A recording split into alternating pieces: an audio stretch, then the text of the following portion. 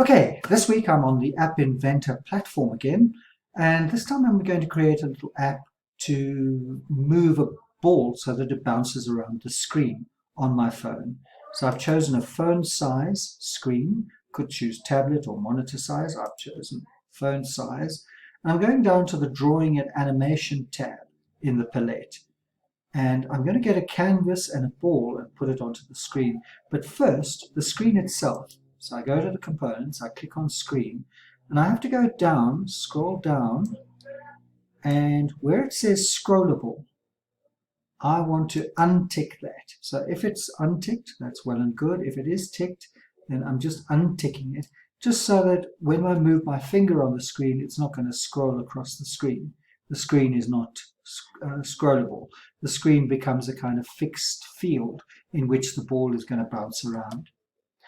The next thing is to take a canvas and just drag it onto the screen, and then I'm clicked onto the components to canvas 1.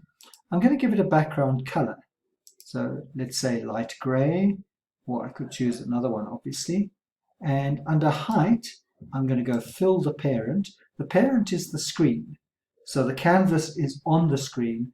The canvas is the child of the parent, which is the screen. So I click OK, and you'll notice it now fills the height of the screen. I can do the same with the width to fill the parent.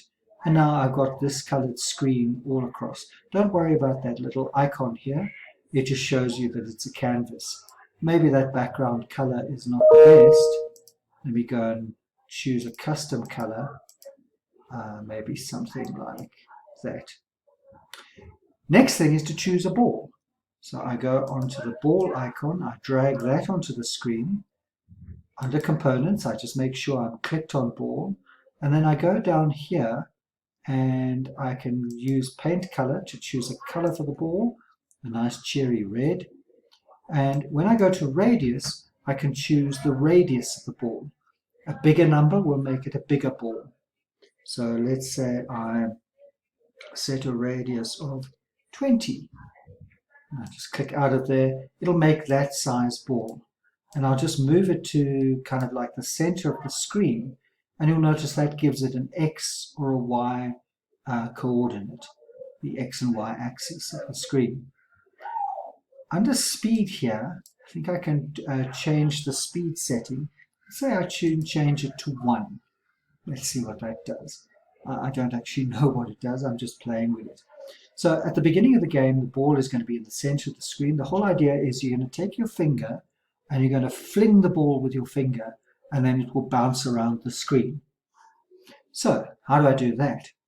Well, top right-hand corner, I've now designed what it's going to look like. It's going to look like that. So I now need to go into the block coding. So I click on blocks, and I've now got my block windows here. Let me just get rid of those. I was playing around earlier. If you ever need to get rid of something, you just right-click on it and go delete block. Right-click and delete block. So the first thing I want to do is I want to go and click on the ball.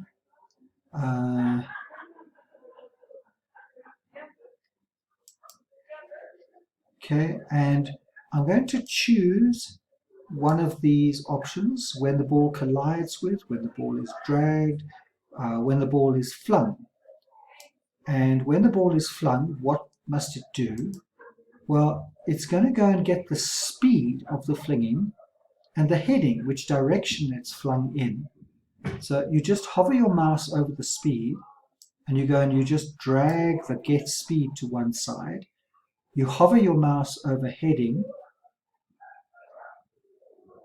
and you select the get heading, and you just put it to one side. We're going to be using these a little bit later. Now I go back and click on ball, and I go down, and I'm looking for these green ones, these green blocks. Set ball 1 heading 2, and then I just change that to the heading that I got from where it was flung. And I go and I get the speed. Set ball speed 2. I just drag it in here, and then I go and get the speed. So in other words, when I fling the ball with my finger, it's going to get the heading, the direction that I was moving the ball in, and the speed that I was moving the ball in, and it sets the ball's heading and the ball's speed to those settings. So it's setting them to my finger movement so that the ball moves in the direction of my finger and with the same speed as my finger. But the next thing I need to do is change what happens when it hits the edge. So I don't want it to just continue off screen. I want it to actually bounce on the screen. So I click on ball again, and I go up to these ones. And what I'm looking for is when it reaches the edge of the screen. So it says when ball 1, edge reached. When it reaches the edge of the screen, what must it do? Well, again, I need to go and get the edge because I'm going to be using where the edge is and make it bounce out of that. So I go to ball 1 again to get commands, and what I'm looking for is to get the ball bounce. So here we are, call ball 1. I don't want that direction north, don't want that one.